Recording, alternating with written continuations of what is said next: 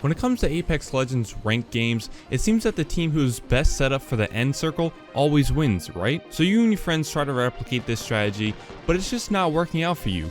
Why? You know you're good at the game, but you just can't seem to keep it together at the end.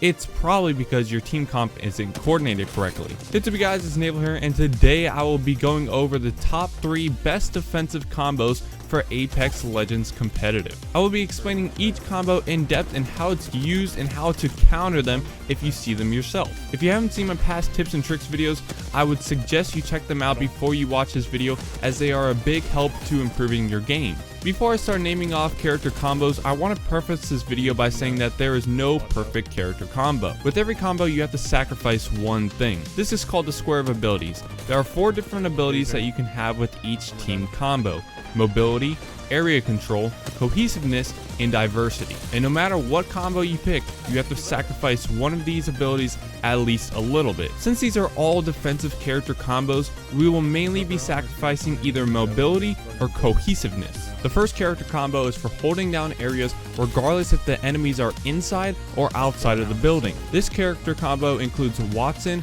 Caustic, and Bangalore. With Wattson's nodes of electricity, she can block off stairways and doors, while Caustic can place his traps in front of the doors to be able to block them from being opened. With up to 12 Wattson nodes and 6 Caustic traps being placed at once, you can block stairs, doors, zip lines, and other areas of entry. Not to mention, you can place up to 3 Wattson ultimates at once, blocking all incoming ordnance. This means you'll be safe from grenades, thermites, arc stars, and even character ultimates. Since this combo is mainly made for staying in a single building, this is where Bangalore comes into play. If by chance the enemy team gets into the house or building, she can smoke off the floor, forcing the enemies to make a decision to continue their push while blind, with the chance of running into Caustic's traps. Caustic can also throw his ultimate down so he can see through the smoke and gas, allowing him to get easy shots on the other team. Say if the enemy team doesn't decide to push the building and they stay outside. When the circle is small enough, you can have Bangalore throw her ult so her bombs come raining down on the enemies. This will weaken and stun them, slowing their movement down,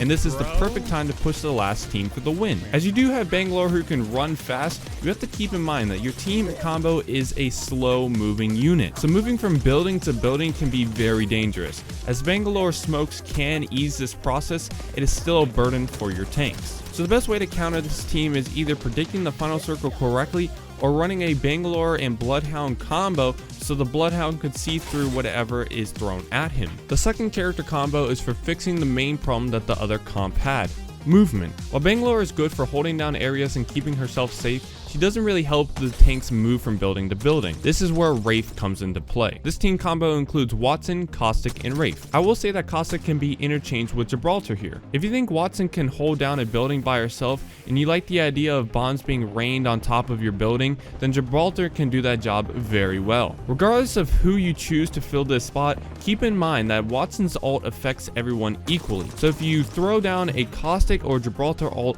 right next to Wattson's ult, it will be destroyed. With adding Wraith to this combo of tanks, this allows for better movement for the team. She can also help the team by letting them know when she is being aimed at, so everyone can be on guard. By setting a portal from building to building, this can ease the pain of repositioning for the tanks by a lot. She's also very good in tight spaces due to her void ability, allowing her to not take damage from the storm or enemy ultimates or even gunfire. As you are losing an offensive ability with trading out Bangalore for Wraith, you are helping your team become more of a mobile unit. One more thing about adding this trade-off: in my last tips and tricks video, I explained that Wraith now takes a 5% more damage intake than Bangalore, meaning that she is easier to kill. So be sure that you're aware of this trade-off when deciding between these 2 combos. And for my last team combo, I have Wattson, Lifeline, and Gibraltar. Wattson has been in all these combos, so that just goes to show how good she is at playing defensively. Now, I'm not the biggest fan of Lifeline, as she also takes 5% more damage, but when she's paired up with Wattson and Gibraltar, she's great. Lifeline's ult is useless in comp since it gives your position away and it doesn't give you that much of good loot, but all of her other abilities will come into play. We all know that having 3 players alive in the endgame is vital, so that is what this team comp is made for. With Wattson's nodes and ultimate placed, Gibraltar's dome shield, and Lifeline's revive shield, this team can easily revive each other without worry. As all these characters are relatively slow, movement will be the one thing that you guys will be sacrificing. You can also use Lifeline's health drone comboed up with Wattson's ultimate for the best health regen system under the protection of Gibraltar's shield. So as long as this team comp plays right beside each other, this team can dominate areas. As it will be extremely hard to kill this team, the main issue with this team comp, like stated before, is movement. So the best way to counter is either by rushing them with a Bloodhound and Bangalore combo again, or waiting them out in the circle. Now I will be making a video very shortly on how to predict the end game circle, because it is very easy to do so. So if you guys want to check that video out and you can't wait for it to come out, make sure to like this video. My other tips and tricks video that I was referencing in this video will also be linked in the description below, as well with all my other social medias, including Twitch, where a lot of this gameplay was filmed. So guys, please comment, rate, and subscribe. Thank you guys so much for watching this video. See ya. Bye.